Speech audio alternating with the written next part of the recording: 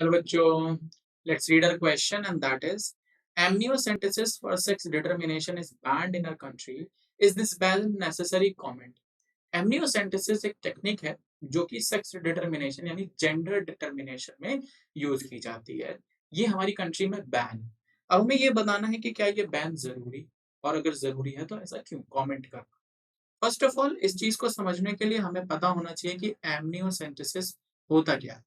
तो एमनियोसेंटेसिस को याद रखने का सबसे आसान तरीका उसके नाम में ही है एमनियो। एमनियो मतलब एमनियोटिक फ्लूइड। हम क्या करते हैं, हम एमनियोटिक फ्लूइड लेते हैं यूट्रस से और उस फ्लूइड को टेस्ट करते हैं। किस चीज के लिए टेस्ट करते हैं? To diagnose the chromosomal disorder. हम क्या कर सकें? To diagnose the chromosomal disorders.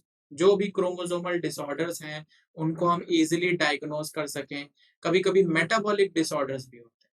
to diagnose the chromosomal disorders, metabolic disorders या कुछ भी ऐसी फिजिकल चीजें जो उस फीटस में हो सकती हैं, उसको डायग्नोज करने के लिए।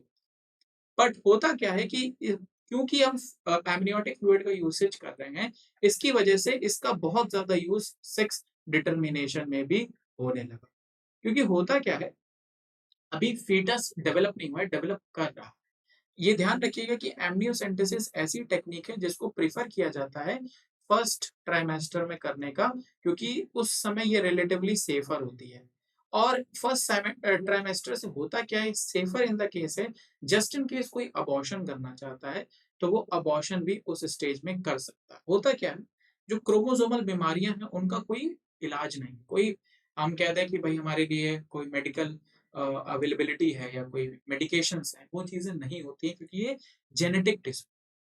इसकी वजह से क्या होता है कि भाई अगर हमें पता चल गया कि एक लाइफ लॉन्ग बीमारी है या उस न्यूबॉर्न चाइल्ड की लाइफ एक्सपेक्टेंसी ही इतनी नहीं है, तो हम अबॉर्ट कर सकते हैं by the use of MTP, medical termination of pregnancy. But उससे क्या है, लोगों ने क्या करा, सेक्स डिटरमाइन कर लिया। उसकी वजह से हुआ क्या, फीमेल फीटिसाइड बढ़ गया।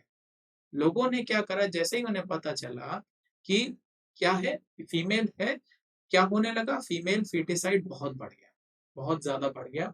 और जो कि बहुत बड़ा रीजन है इसके बैक का, क्योंकि लोग फीमेल्स को किल करने लगे।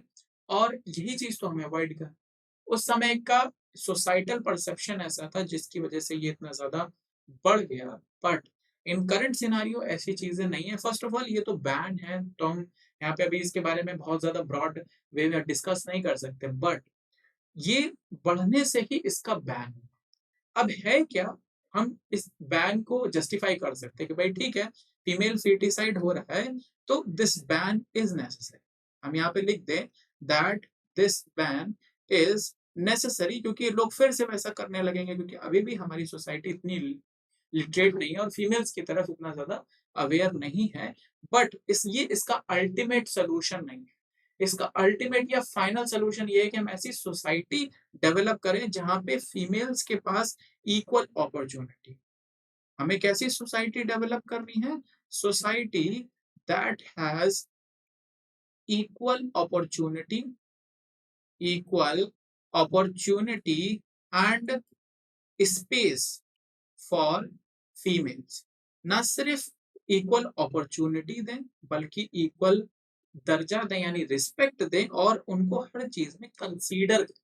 क्योंकि आप बैन कर सकते हैं, ठीक है, आपने बैन कर दिया, बट क्या उससे सोसाइटल चेंज आया? क्या एक लोगों में जो सोच थी वो बदल गई? नहीं, लोग अभी भी वैसा करेंगे। अब क्या है कि उस चाइल्ड को बेयर करना वो ज्यादा खराब। इसलिए हमें सोसाइटल चेंज लाना है, इंस्टेड ऑफ कि हम सिर्फ एक बैन अप्लाई करें। बैन जरूरी है ताकि लोग इसका मिसयूज ना करें। बट क्योंकि ये एक ऐसी टेक्निक है जो रिक्वायर्ड है ऐसी चीजों को पता करने के लिए, और अभी ऐसी बहुत सारी टेक्निक्स अवेलेबल नहीं है, और ये बहुत अच्छी टेक्निक है। बट इसका मिसयूज इस टेक्निक के लिए क्या है, एक डिसएडवांटेज है। और अगर हम ऐसी सोसाइटी डेवलप कर पाते हैं जो जहाँ पे फीमेल्स के लिए इक्वल अपॉर्चुनिटी और स्पेस है, तो हम वापस इस टेक्निक को यूटिलाइज करके बहुत सारे ऐसे न्यू बॉर्न्स को एक क्या कर सकते हैं, हम कह सकते हैं उनको, हम इस लाइफ में ऐसा ऐसी लाइफ जो कि उनके लिए पेनफुल है या फिर बहुत ज्यादा लाइफ एक्सपेक्टेंसी नहीं है, अवॉइड कर सकते हैं। तो that is why amniocentesis for sex determination is banned in our country is justified and it is necessary, but सबसे जरूरी चीज है हमेशा जब कोई चीज को हमें बेटर करना है तो हमें उसका सोसाइटल परसेप्शन भी बदलना है और फीमेल्स के रिस्पेक्ट में भी हमें यही करना। I hope this will help you. Thank you.